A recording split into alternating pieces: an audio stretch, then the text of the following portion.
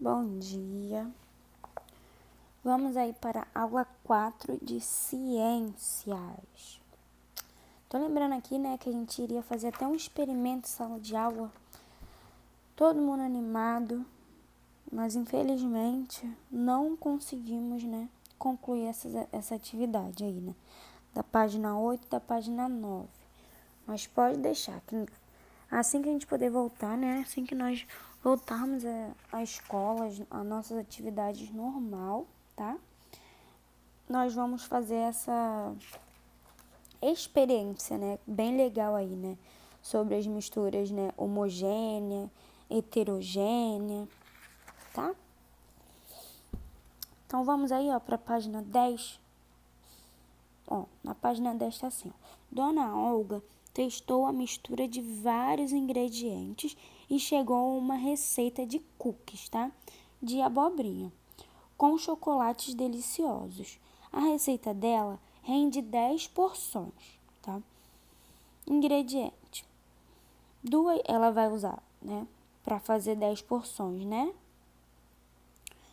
2 xícaras de farinha de trigo, tá? 1 colher de chá de fermento em pó, 1 colher de café, tá? De sal, meia xícara de chá de margarina, 1 xícara de chá de açúcar mascavo, meia xícara de chá de açúcar branco, 1 colher de sopa de essência de baunilha, 2 ovos, 2 xícaras de chá de aveia em flocos, 1 xícara de chá de chocolate meio amargo em pedaços e 1 xícara de chá de abobrinha ralada, tá? E água se for necessário. Aí no modo de preparo. Em uma tigela, misture todos os ingredientes, modele a massa em formato de cookies e distribua em uma assadeira untada, tá? Leve para assar em forno pré-aquecido. Então, esses daqui foram os ingredientes, né, que ela utiliza para fazer esses deliciosos cookies, né? Esses cookies aí maravilhosos de abobrinha com chocolate. E ela usa todos esses ingredientes aí, né? 2 xícaras de farinha de trigo, 1 colher de fermento, tudo mais. Embaixo tá dizendo assim, ó.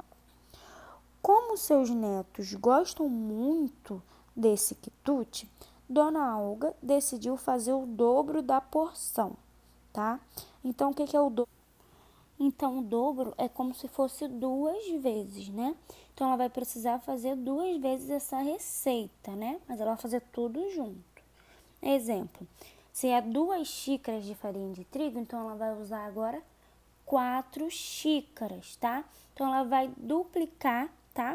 Tudo isso aí, que no caso, em vez de render, né, 10 porções, ela vai fazer para 20 porções, 20 biscoitinhos, tá? Então, aí, ó. Então, eu quero que, né, aí tá pedindo embaixo, ó. Reescreva a receita em seu caderno, tá?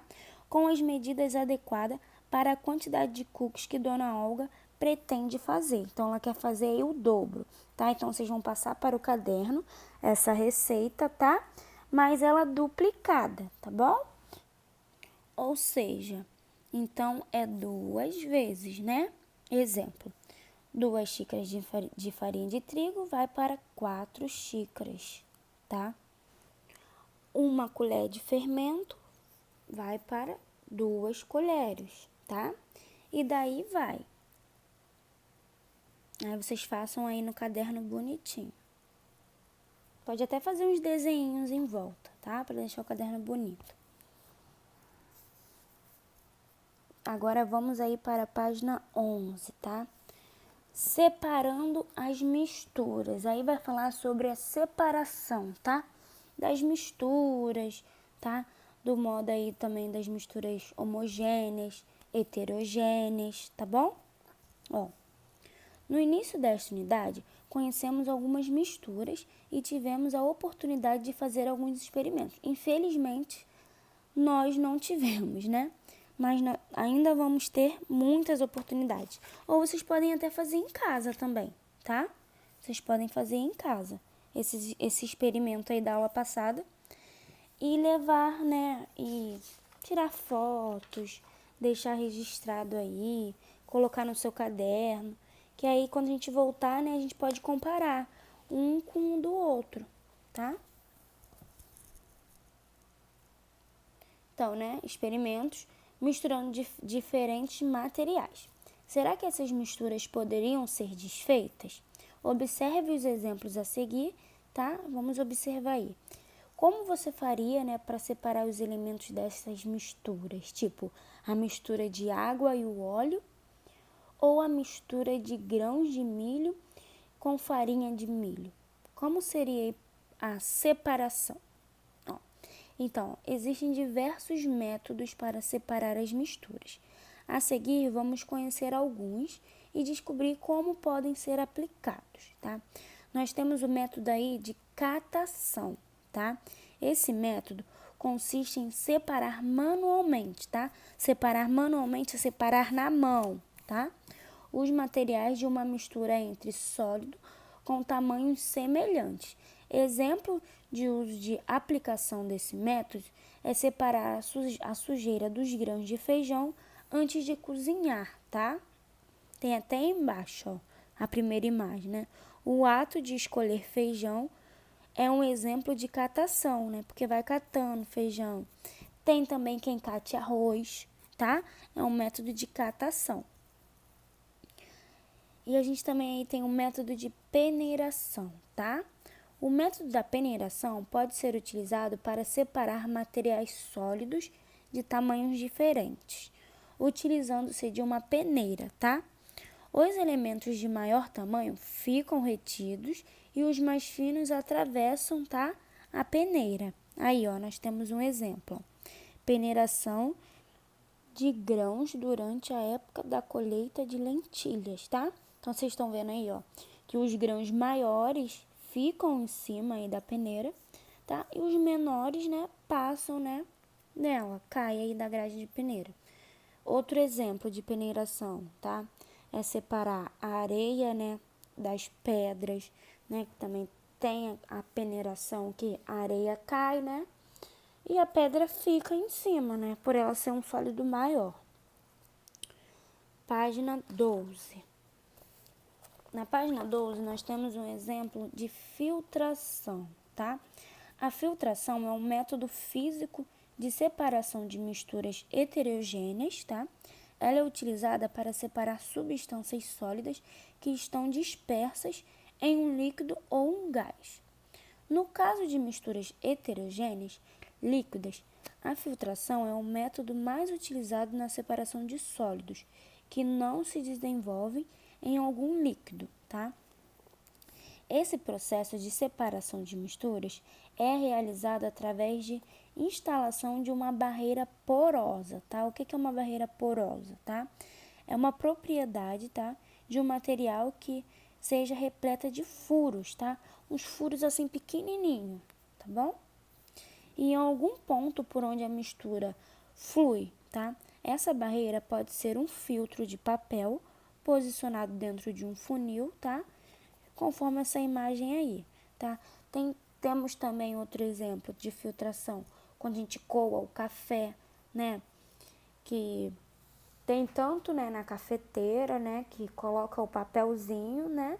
Coloca o pó e daí cai a água, o pó fica, só sai o líquido, né? Só sai a água. Porque aquele papel tem um monte de furinhos bem pequenininho que nós quase não podemos, né, enxergar o olho nu, tá? Esse aí também é um exemplo de filtração. A água filtrada também é um exemplo de filtração, tá bom? Aí, ó, continuando. O funil é, então, posicionado, né, na entrada de um recipiente, um copo, por exemplo, e a mistura é vertida para dentro dele, de forma a passar pelo filtro. Assim, as partículas sólidas, que são chamadas de resíduos, param na barreira e ficam separadas do sólido, que é chamado de material filtrado, tá? Então, o que cai lá, né, no copo, na garrafa, né, somente o que cai, que é o material filtrado, é o que foi filtrado, né, que passou pelo processo de filtração, tá? Então, essa imagem aí, né, é de cientistas separando sedimentos da solução da água, tá? Abaixo aí tem um desafio. Brincando durante uma aula no parquinho, Marcelinho percebeu que a areia era uma mistura de vários grãos, de diferentes tamanhos e composições. Quais sugestões você daria para o Marcelinho tentar separar esses grãos? O que é que vocês pensaram aí? Eu acho que o meio mais óbvio, né, e também mais fácil, talvez seria um método, né, da peneiração, né? Em vez de ficar catando um por um, pode ter, sendo que ia ser um pouquinho mais demorado. Então, seria melhor, né, para o Marcelinho fazer a peneiração. Assim, os grãos maiores ficariam e os menores, né, cairiam.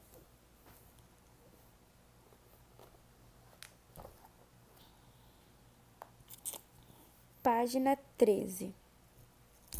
Na página 13, nós temos aí um método, tá, para separar, né, as misturas heterogêneas, tá, de substâncias sólidas e líquidas, tá, que o nome é decantação, tá bom?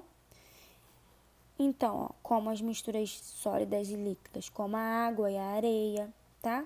Ou de dois líquidos, como água e óleo, né? Que eles são super separados, né? E como é que fazer para separar dois líquidos? Então, ó, para fazer a separação, é necessário deixar a mistura em repouso. Aí, ó, a gente vai deixar ela em repouso, vai olhando o exemplo. Até que as substâncias formem duas camadas, tá? Então, ó, vai ficar em repouso. Então, vai ficar duas camadas, vai ficar uma parte, né? Uma parte mais sólida vai para baixo, né?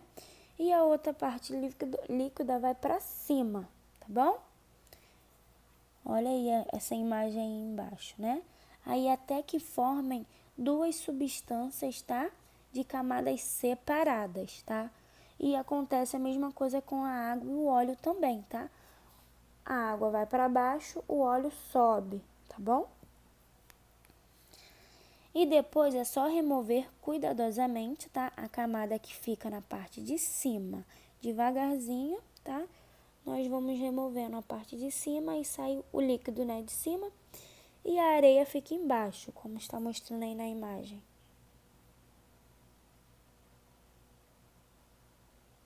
Aí, ó, embaixo está dizendo o que aconteceu, ó. Mistura de água e areia, tá? Após deixar a mistura em repouso, a areia depositou-se no fundo do copo cuidadosamente. A água pode ser transferida para o outro recipiente, completando o processo de separação das substâncias, tá? Que é chamado de decantação, tá? Abaixo nós temos aí a centrifugação, tá? Esse método é parecido com a decantação, porém utiliza um equipamento especial, tá? Chamado centrífuga, para promover a separação mais eficiente e rápida das substâncias sólidas e líquidas, que formam misturas heterogêneas, tá?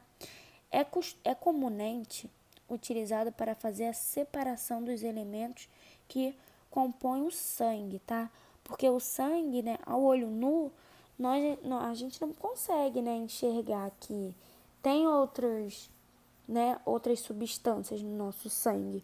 Então, né, através dessa centrifugação, né, um método de separação, né, mais eficaz, né, mais eficiente, eles conseguem identificar, né, através dos microscópios, né, para poder fazer a separação.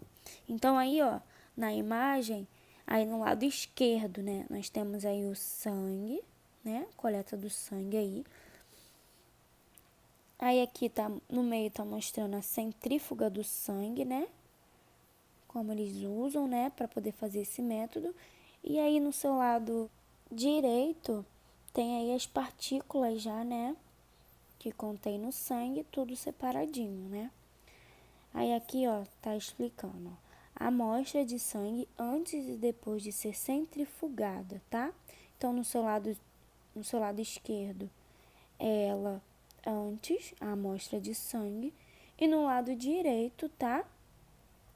Já ela centrifugada, tá?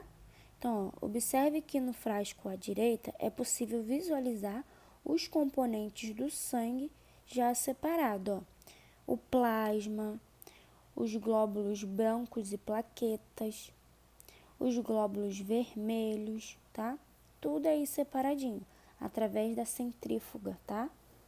Que consegue ser bem mais eficiente. Página 14, tá? Aí tá a hora da leitura, então vocês vão ler essa página 14, tá? A 15, responder esse questionário aí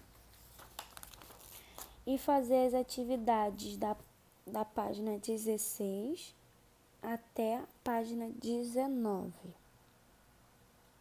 Beleza? Então, fiquem com Deus, tá? Até a próxima aula. Um beijo. Tchau, tchau.